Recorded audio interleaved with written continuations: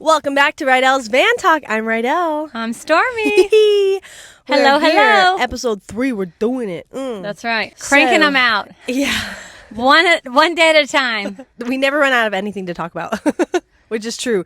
Even when we're in the car with each other and we see each other literally every day. No, ma'am. We're always talking. No, Mamu, who is my mother, is like, wait, what are you guys talking about? Because her generation is not a talking generation. It's more like a quiet, like you drive somewhere and everybody's quiet. Mm-hmm. But so she's like, what do you guys have to talk about? Like, what are you guys talking about? Yeah, like how do you not run out of things to talk about?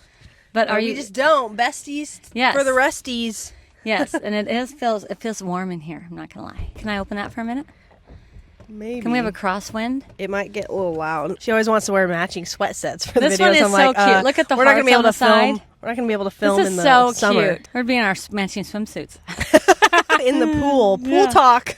Today we're gonna tell you guys more about our nursing schedule that we both did. My mom did it with my brothers and I did it with my 4 kids. Her brother did it with his 4 kids. Her sister did it with her 3 kids. Like, everyone has followed this schedule, and it's just been a lifesaver, and it's a game changer for any new moms out there, any moms out there that would like to try it. It has worked so well for our family, and so we hope it works for you if you want to try it. But Stormy, it's going to take it away for you. So the best thing about the scheduling is, so I had Rydel, and I had just brought Rocky home, and you're pretty exhausted with 3 kids. I remember just being passed out in the bed with Rocky and Mark coming and going, Stormy, are you okay? Are you okay? And I'm like, oh, yeah, why? Because she was passed out. I was like so asleep, and Rocky was screaming his head off right next to me, and I was just completely asleep. I didn't hear him. So exhausted, so I knew I needed to make a change. I decided to do a scheduling feeding schedule because I didn't, you're doing everything. You don't know what end is up. You're going 100 miles an hour. So I started doing a feeding schedule with Rocky. And I did every 4 hours. What I noticed with Rocky is he was such a great baby. And it didn't matter, like I could come and go as I pleased. And after he got set on that 4 hours, he literally was just like, oh, she's coming. He never cried. He never was a fuzzy baby. He just knew that I was going to come every 4 hours because I was on the dot. He was a very content baby. And so what you do is the timer starts when you start feeding them. So if you start feeding them at 9:45, you go 9:45, the 4 hours, and then you feed them. Whatever they're doing. So at 1:45, you would feed them. You wake them up. You do whatever to feed them. Now, obviously Rocky was my beginning child, so I didn't really know. I was just like doing everything. Rocky was the first time she had tried the scheduling. Yes, and so then I did it with Ross, and I did it with Rylan, and I was like, oh my gosh, this is genius. This is amazing. This works. So then I would pass my information on to people, and they would try it. And again, it would be like, does this work for you? It works for me. Can it work for you? So then my friends would have a baby. They'd be like, Stormy, can you come help me? I would go to the hospital, everything. Put my cape on, come and help them. My feeling is this, and this is what I would tell everybody. But again, you have to listen to your own gut, and you have to do what you think is right for your baby. But as soon as you have the baby, and it was hard, like I'm like, Rydel, I'm telling Rydel this, she has to take my information and be willing to do it, and it's hard. And I'm like, okay, I'm a good student.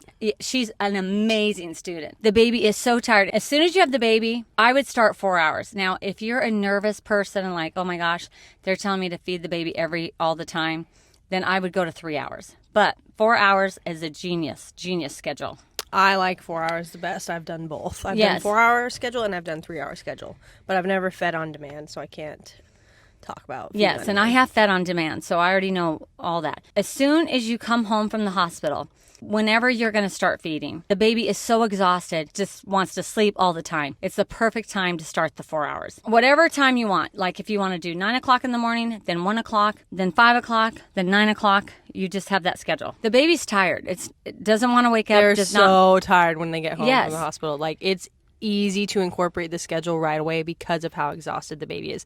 And it's helpful for you as the mom because you are freaking exhausted as well. You're tired too. No matter what, you feed them on both sides, or you feed them the bottle, whatever you're doing. And then from that moment on, you do not feed them for 4 hours. No matter what happens. If they're crying, You change them. You rock them. You walk around with them. You do whatever. But the first couple days, you don't have a problem with it because they're too tired. They literally like don't fuss. Yeah, or cry. you can't even get them awake to feed. So at 1 o'clock, and while they're feeding, you're trying to like keep them awake to eat. So, you're like, hello. And I have tricks to do that. You take a piece of ice, you rub it on their little feet, you rub it right here on their face, and you get them to eat.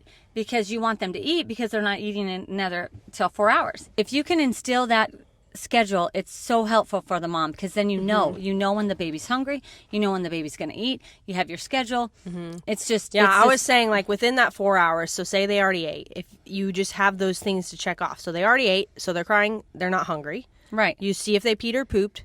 Okay, check.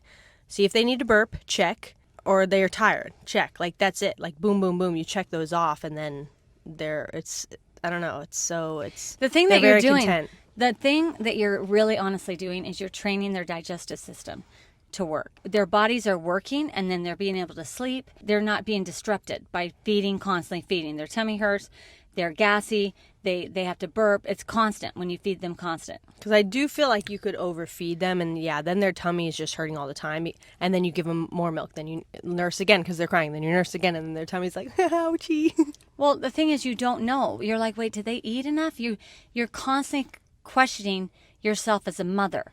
And so if you have this schedule, whether it be 3 hours, whether it be 4 hours, mentally you're like, no. They don't eat until 1 o'clock. They don't eat until 5 o'clock. They don't eat. You know it. And so you keep your day schedule. You wake them up no matter what. I don't care if they're passed out. You wake them up to feed them. And so if they ate at 8 a.m. and they're supposed to eat again at noon, that's your 4-hour mark, that you have to wake them up to feed them during the day. Yes, you wake them up. The best part about it is you can leave a child.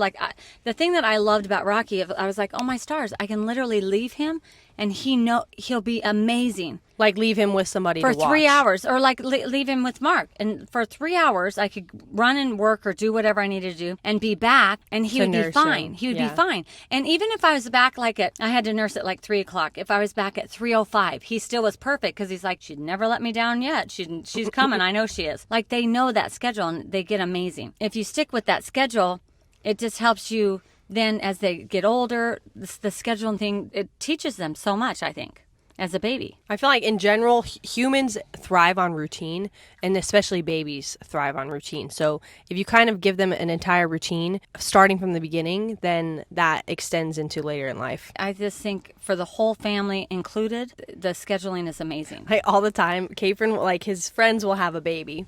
That's my husband. And they'll be like, oh man, like, are you getting any sleep?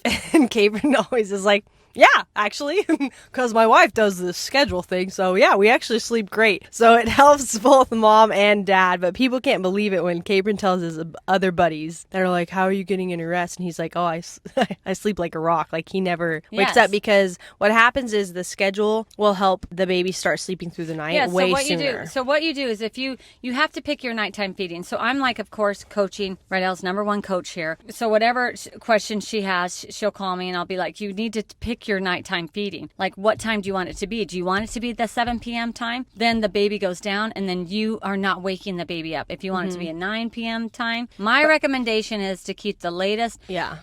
So if you feed at 7, you need to feed at 11, and 11 o'clock is your last time feeding. And she says to always keep the latest feeding as possible. If it's let's say that you have to work, it's whatever your schedule is. You're doing your schedule. So let's say that you go to bed at 9, then you're going to do the last feeding at 9, and you're not waking them up, and they cannot eat before the 4 hours because you're training them. You're training them to go through the night. If they wake up, let's say you feed them at 9, they wake up at 11, they are not eating. They are not eating until the 4 hour time. You just have to get them back to sleep. Or 3 hour time. You give them a binky. The best thing too is if you hold a baby, a nursing baby, the best way to hold it is to hold it back. Have their face facing outwards. And you hold their tummy like so this. that they're not next to your boob. Because as soon as their face is next to your boob and your smell, they're like, give it to me. Yes, like I want the milk. You can't hold them like a nursing baby. They have to be...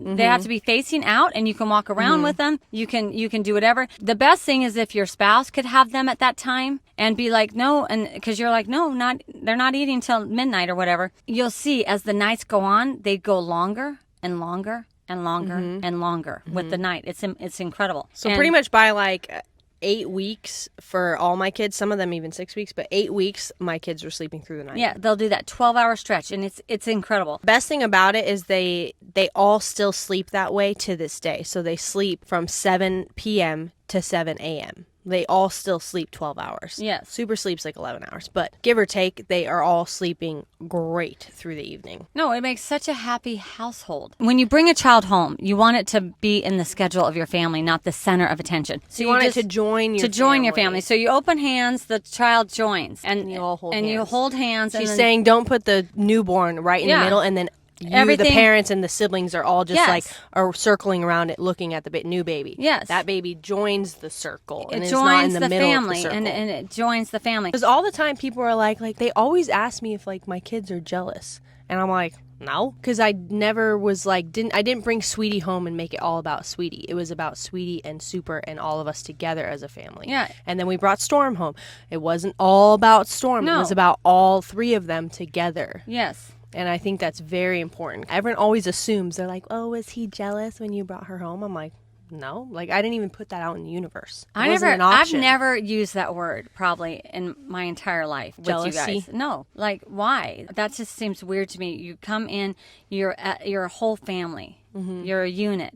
You're a team, and it just makes it so amazing. I did nails for so long, and when I was doing nails, I'd have my head down, and so I would just listen to the stories that were going on or how people were talking to their children, and it really helped me become a good parent because I was like, oh, not doing that. Oh, I am going to do that. Oh, that sounds good. Because you're not watching them. You're literally just listening. You're how hearing. The parents are talking. And a lot of times, everybody has a chosen child. I knew I did not want to do that.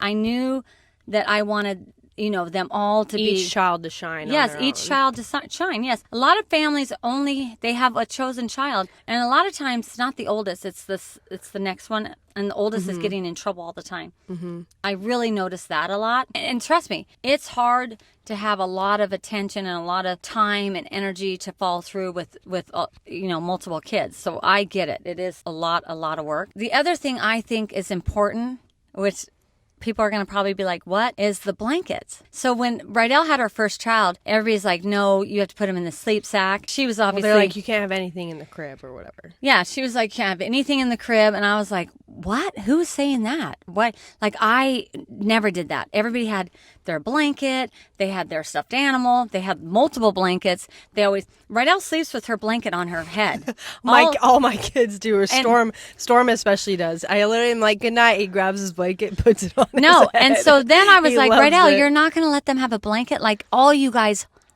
they still love their blankets. Mm-hmm. I think blankies are so comforting, and I do think that but they for a help while she was like, the they're only so supposed to wear a sleep sack, and I'm like, oh my gosh, they're like a mummy. Like, I was so against it, and I was like, oh, I still do the sleep sack, but they do get their blankie. And then Rydel was like, I can't even post anything. People will come unglued.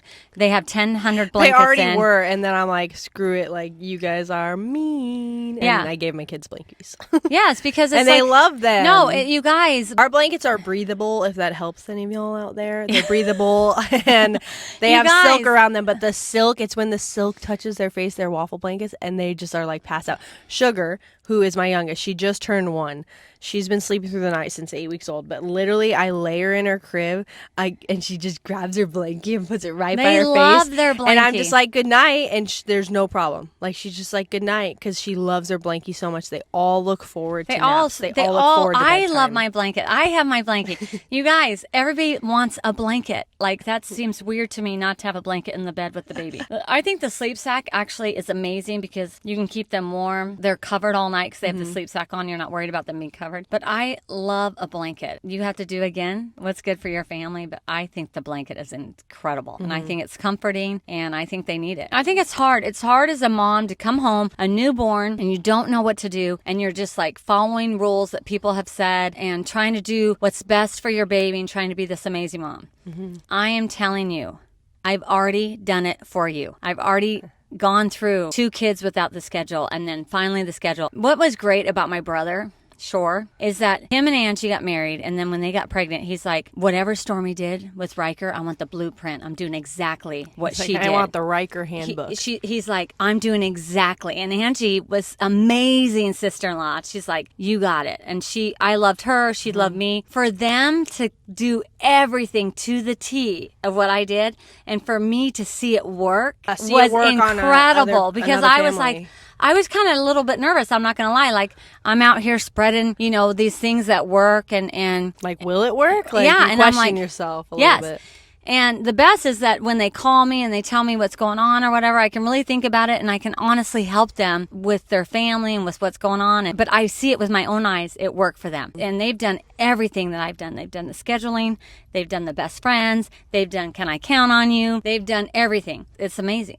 And so if you can try the schedule. I've talked about this a couple times on my YouTube video, so you can listen to this podcast and then watch those videos and compile all the information together. But there's always the witching hour at night, which is when the baby's fussy. Almost always. Yes, it's from like 4 to 7 p.m. Always that window. And it's normally awake window is when it's kind of tough. But that's when you want to go for your long walk. That's when you want to maybe have your family dinner if they're like 6 months old and starting to eat or whatever. Or that's when you want to have a really long bath and do like a full bedtime routine to get through that witching hour. Yeah, I think the bath is amazing. The walk is amazing. So you can do like a 30-minute walk or an hour walk, a 30-minute bath. Read books to them and make it a whole thing. If you do the scheduling, the best that comes out of that are the 2 naps a day. The 2, and they're each 4 hours. It's unreal. So Sugar still does 2 naps a day. Yes. Pretty much, I feel like we kept 2 naps until they were... Storm still does 2. No, he does 1 nap. Until they're like 1.5. Almost 2. Almost 2. I kept the 2 naps. It's different. Your first one naps longer. I feel like Super did 2 naps till he was maybe like 18 months, 16 months. I feel like 15 months is when I took it, actually. Maybe. I'm trying to think. You kind of gauge it, and you kind of have to test it out. Be like, okay, let's take away that beginning morning nap for our baby and only do the middle nap and see how they hold up. Like, can they make it? Can they not? Etc. But you actually do 3 naps for about 6 months. Oh, yeah. No, you do. You do 3 naps for about 6 months. All the time. They sleep. And then they switch to 2 No, you months. feed them, they sleep. You feed them, they sleep. They're up like 20 minutes. So Sugar still does 2 naps a day. And her wake windows now are a little bit longer. They're like 2 hours. But it used to be only like awake for an hour, back down for a nap. Then for a minute, it was awake for an hour and a half, straight back down to her nap. Yes. But now she pretty much wakes up at like 7 a.m., goes right back down for her nap at 9 a.m. Sometimes 8:30, depending on, I just catch a vibe. But on average, 9 a.m., 2-hour wake window. Then she sleeps like 9 to 12. Or 12:30. Or 12:30. When you lay Storm and down. then she wakes up for an hour. She goes back down for a long time. 4-hour nap. Storm sleeps 4 hours still. He sleeps like 12:30 to 4:30. And he's 2. And they're such happy babies if they can get that sleep in. Some people's kids never sleep naps, which is... That would be hard. Yeah. Like, I feel for that. Oh, my gosh. Because there are, like, the one day maybe they don't nap, which is once in a blue moon for me. But the one day I'm like, oh, my gosh, I can't imagine if they didn't nap every day. This would be so hard. It's so great mentally because you're like, oh, I know from, 1 to 5, my kids are going to be asleep. Like, I can make dinner. Yes. Well, and that was extremely helpful for me. That's why I knew I wanted to do the schedule, because I'm a stay-at-home working mom, so I knew I needed to be able to work while they napped. So, especially when I first had Super, I knew like he was going to sleep 12 to 4 every day. And the thing is, she didn't know it. She was just like, I was just listening to her and doing her schedule, which was great that she trusted me and she believed my stories. And then she was willing to do it. I've heard them my whole life. Like, I've heard her tell them to my aunts and my uncles, and I've heard her tell them to friends, and I've always I would go to their house. I would help them get the baby on a schedule. Like, if I didn't have my own family, that's what I would do. I would come to people's houses, probably stay for a couple the first weeks, week or something, and get their baby on a schedule for them. That's so cute. No, I would love it. Love that. I would love it. Because people have night nannies now. Did you know that? Right. I've seen it on you would TikTok. have me 24 hours. I wouldn't be coming just the night. No, I'm like, I would want the full... Yeah, you would. Yeah. You would. I could come for like 3 days, probably, get you on a schedule, and then get you all perfect. And then you check in. Wait, that's such a good idea. Yeah. I would love to do that. People would be so grateful for that. That's such a great and I could help the husband and the wife, and it's such a great... Just because people are unsure. Because the thing is even though I'm a 4th-time mom, I still want to call my mom. I Oh, still yeah, want she to still call calls her, me, yeah. and I'm like, because you still question yourself. I don't. Yes. I just in general, like, am I being a good mom? Am I doing the best thing? Like, what do I need to do different? How do I do this different? And so I always will call her still to this day and be like, oh, like Sugar was a little fussy. Like, what should I do? Or like this and that, and I still want her help. You know what I mean? And even I love though I'm helping. like, I know what I'm doing, I still am like questioning myself because I think it's just only natural. But that would be, oh my gosh, that would be incredible. And sometimes, like when you should think about doing that. Yeah, and sometimes when somebody calls me and asks me, or a relative will call or a friend. Sometimes I do have to think. I'm like, you know what?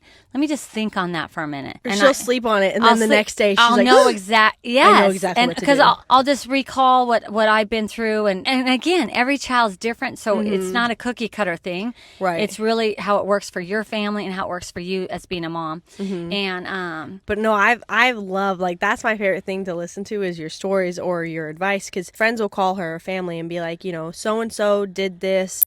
And how do I do this? Or how do I fix it? How do I connect with them? Or whatever the situation is. And then she just like whips out this advice out of her butt. Like she just thought of this thing like, oh, you need to do this. And then a week later, they're like, oh my gosh, like we're good as new, or like, and it worked. I think it's so nice to have like a sounding board, somebody that you can just like vent to and like say stuff to, and they're not going to judge or nothing, and they're just truly here to help you and to get you through whatever. When I was doing nails, that was my favorite part of doing nails, is helping whatever it was, helping families with teenagers, helping, just because if you sit and listen to somebody and then you can kind of take a step back because you're not in it. Right, yeah, you can disconnect from it. Give them tips or an idea of how it can change or help them get through it. I think is so nice. And I think new moms are just so precious and they're so excited. And when they have their new baby, if they could just know everything's going to be okay and know the scheduling, it would be amazing. And then I would wait to get your shots.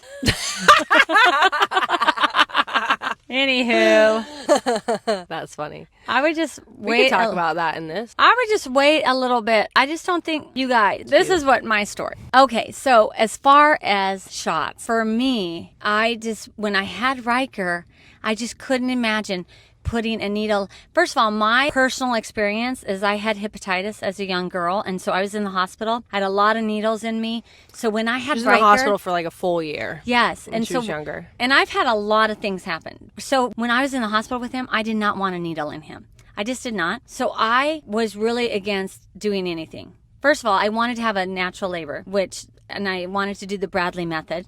And I went through all the training for that. But then when it came down to it, I didn't. I was like, give me drugs. This is hurting so bad. Anyways, I was gung-ho. My doctor, I was like, I'm not doing any shots for my children. I'm doing natural birth. And he's like, okay, Stormy. Like the whole time I was pregnant, I didn't even go see him. I loved him and he loved me, by the way. And yeah, but I was doctor. like, I was so busy and going once a month, every 2 weeks. I just did not want to.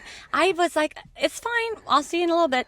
I would go like every so often. He would check on me and he was fine. Him and I were on good terms. And I said, I just don't want any of that. And he said, okay, well, you let me know if you want something. I get having Riker and it is painful. Like no one can even imagine the pain that you're going through. No one can tell you nothing. And so I'm like going through this long, intense pain. Labor. And the nurses don't even like me. Like I'm not even a good patient. And they're like, we really could give you something just to take the ease off. And I'm like, should I? I'm just like, because I had in my mind, I'm going natural. You had your thing set, yeah. So I'm like, should I? And so then I'm like, and Mark wants me, everybody wants me to in the whole room. They're like, please give her something. So I'm like, okay. So, and I don't drink alcohol. I really don't take any medication. So the little tiny thing they gave me about knocked me out. So I think Mark went to lunch with his sister. Like, I'm just there, pregnant, having a baby. He's like, I think I'll go to lunch now. So anyways, Mark Classic Lynch. Mark. Yeah. I'm full natural, wanting to do everything natural. So again, I want to do everything natural with the baby. My doctor already knew that about me, so he already had put in, I'm not doing shots. I want to be natural, but I ended up having an epidural. Riker was really hard for me to have. I ended up having him. He was healthy. Oh, and they said I was having a girl. The entire time I was pregnant, they're like, you're having a girl. I had the name picked out, Madison. I was going to do M's, Max, Madison, all those cute names. The night before, I was like, I just feel like I'm having a boy. Mark Lynch loved Star Trek. We were watching Star Trek because I watch what he wants to watch all the time. I'm such a good wife. Commander Riker came on, and he's called Number One. And I was like, I love that name. And I said, if this is boy, I'm doing Riker. So then when I went and I had the baby, and they're like, it's a boy, I literally was like, am I like, everything had happened so fast. I was supposed to have a girl, then I'd have a boy. I ended up not vaccinating Riker. So I come home and, you're nervous. You're nervous as a mom. I'm like, oh my gosh, should I go? Da, da, da. So I end up going. We go to his first doctor's appointment. I don't do shots then. They do he's doing good. He can do his little feed. He's mobile, or whatever. Oh, at the time, see, Mark and I, we did not have insurance. So that's probably a little bit of an issue, like why. Kind of like what steered you towards that as well? Well, or I'm thinking. Helped influence it because I'm like, I'm not going to go pay. He's healthy. I'm not going to go in. Mark's self-employed. We don't have health insurance. Like, I don't need to go in. He's healthy. Mm-hmm. But then I was like, we need to get shots. We need to get shots. Like, I was worried about that. I truly was. So I have you. I end up having you. Still, I haven't had shots. So I make an appointment for you and Riker to go and have shots. I'm going to where it's like tents. I can't, it makes me think of tents almost that you go in. Maybe it was a building with tents in it. You have like a tent room. I can't explain it. It's like a pop-up shop. Yes, like pop-ups. Sketch.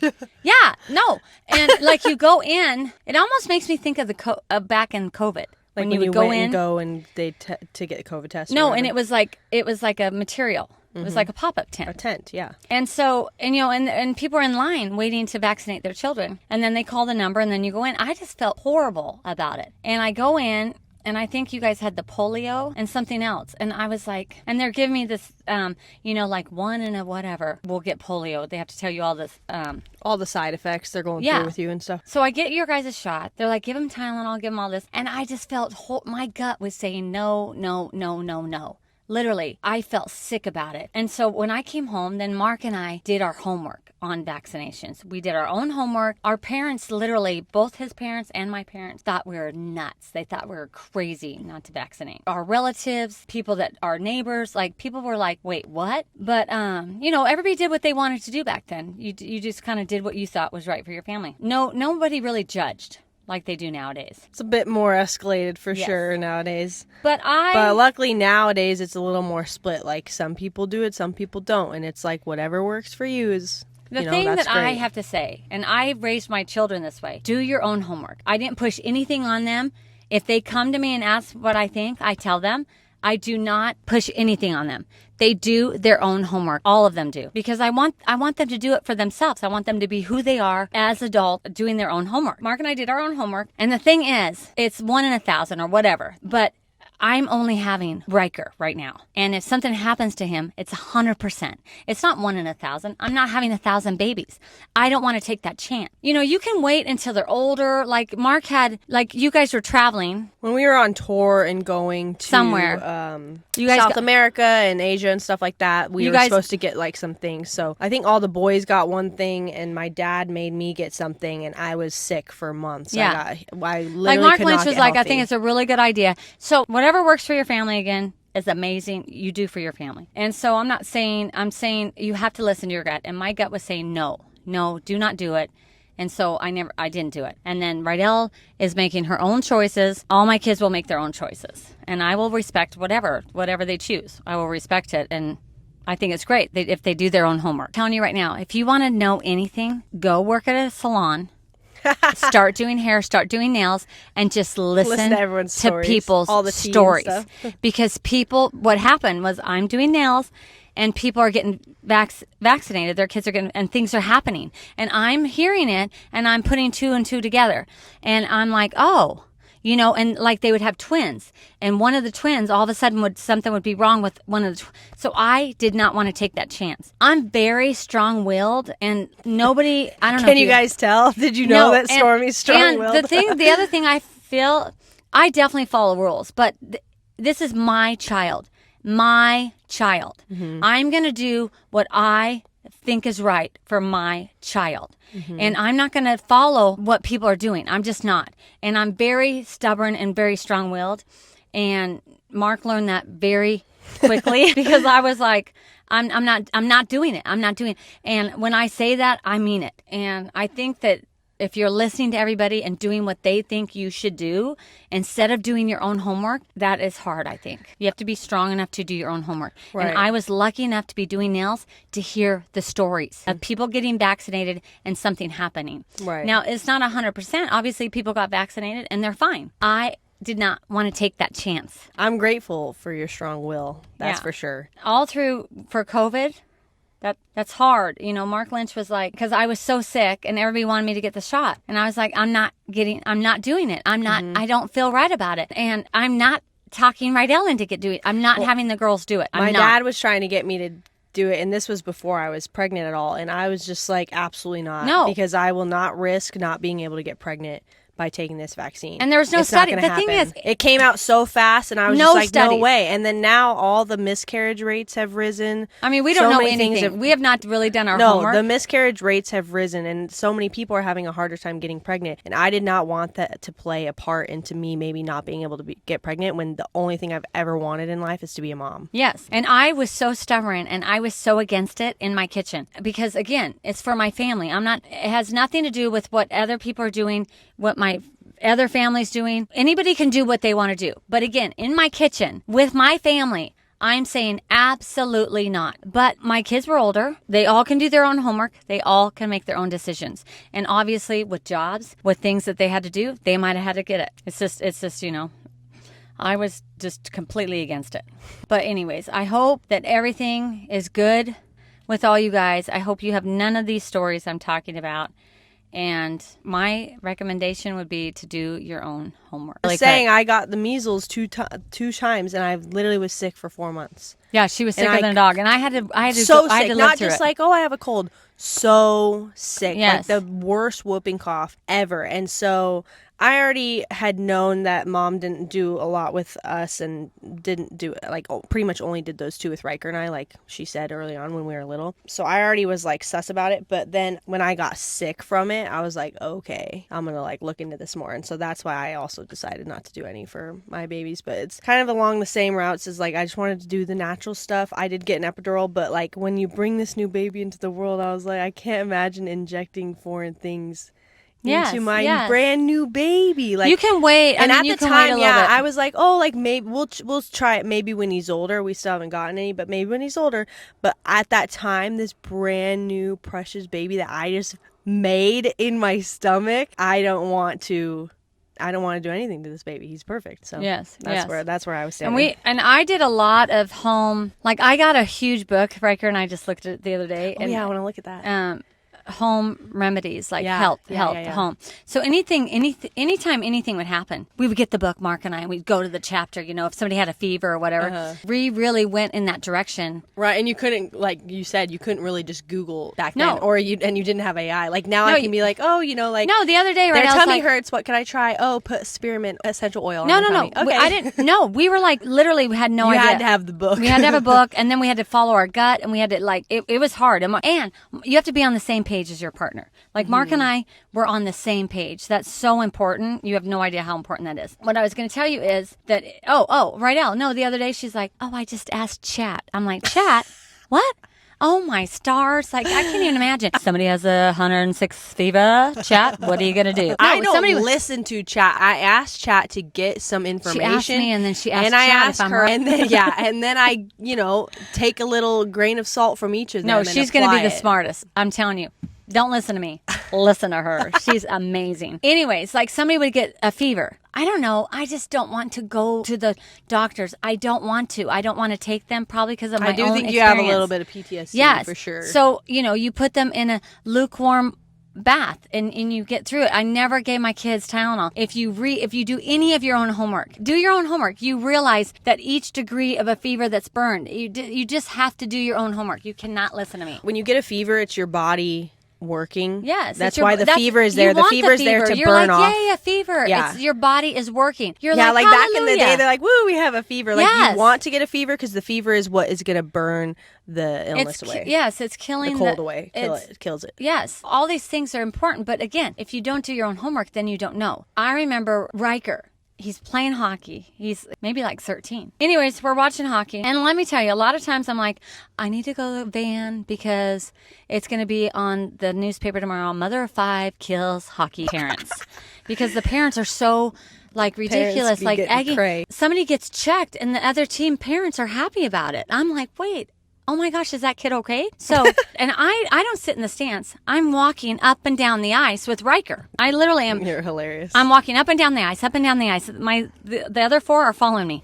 We're like up and down little the ducks. Ice. Up and down the ice, yeah. Riker gets checked. He gets checked from behind, and his feet go up, and he lands on the ice. And they have to call the ambulance. They have to call the fire department. No, us 4 kids are like sitting in the lobby, and then like Riker comes out on a stretcher. Yes. It's so scary. And that's the first time that we are going to the doctors, if you can imagine, after the vaccinations. Riker is so like in the stretcher, like, what the heck? Yeah, and that's like the first time for him to be, because he needed it. He obviously he could have a concussion. Something happened. I think he did. He had like a mild concussion yes. or something. I mean, obviously there's a place and time for doctors, and we need them, and they're amazing. And my doctors are flipping the best of the best. I appreciate everything, all the nurses, everything. Again, you have to still do your own homework. Mom got diagnosed with stage 3 uterine cancer in 2020, so that's the doctors she's referring to. Yes, my doctors are phenomenal. I love them. But Ross, remember we were playing that game in the dark? We turned everything off in the house. Oh yeah. And he was jumping over the couch at the same time. Or something. At the same time, like somebody else, Rylan or Rocky was jumping over the couch. Anyways, he broke his finger. They landed on his finger on the couch, so it like went. Yeah. How old was he? He was 11? Yeah, something like that. Anyways, first time he ever went to doctors. Yeah. He broke a finger. Yeah. It's very interesting when you are on that side of barely going to the doctors with your kids. It is very interesting what happens and things that you realize and things that you... My whole thing is like, I like to just try every possible thing at home first. Yes. And then if like they don't get better, then I will go. You know what I mean? Yes. But there's so many home remedies that you can do. So I like, and they've never been, they've never been insanely sick. If they were massively sick, I'd be like, oh, maybe we need to go. But they've only ever had colds to where I can just fix it at home and then they're good. And I loved my baby doctor. Like my sister used him. My sister-in-law used him. Mm-hmm. I wanted Rydel to have him. Yeah, I almost like, but he's retired. I had Super during COVID. So I was like, we were trying to get him because we were in Denver, but he was retired. I went to him when I was first sick. Like I love him. I said to him one time, I said, do you think that I wait too long? Do you think that I'm nervous? I sometimes go to bed and I'm nervous because I'm waiting with something that's wrong with my children. And he's like, Stormy, you will know if something's wrong and you will act on it. You will know. Ever since he said that to me, I think he's right. I think we know as a mom. Mm-hmm. We know. We go, oh, and then we act on it. Mm-hmm. So I think follow that. Look for that bright little light inside, helping you to find your way. I've never heard this song. For that bright little light inside. What song is this? Growing brighter day by day, it'll show you the road that you should take, and it will never grow dim. Just keep in touch with Stormy. What? I'm just kidding. Now you guys know where we got our pipes from. Oh, yeah. What song is that? It's a Mormon song. Oh, really? It says, just keep in touch cute. with your Father above, because it was lit by It him. was lit? Yeah, the light was lit. It was lit. It was lit. That's meaning funny. you have to believe and, listen. That's a cute song. Listen to your Heavenly Father. She was raised Mormon. Yes, I was raised Mormon. And again, I let my kids do their own homework. I'm sweating, so we're going to end the podcast. Okay, love here. you. I'm probably getting canceled after this one. A little bit too much information. Hey, if I get canceled. I think they want to hear it all. Hey, if I get canceled, first of all, I couldn't even do this unless I would have been canceled. I just want to tell you really quick. Everything I'm saying is my truth. It's my truth. I didn't go to college for it. I didn't go to university, whatever. I don't have a license. But she got that 10,000 hours first time experience. Yes, it's my truth. It's all true, but it's my truth. So I just want you guys to know that. Anyways, love you guys. I am who I am. And that's what we love about it. I'm having my hearts jump out on you guys. You are. I love you guys. Everyone needs a little Stormy in their life. Yes. Love you guys. Love you. Bye-bye.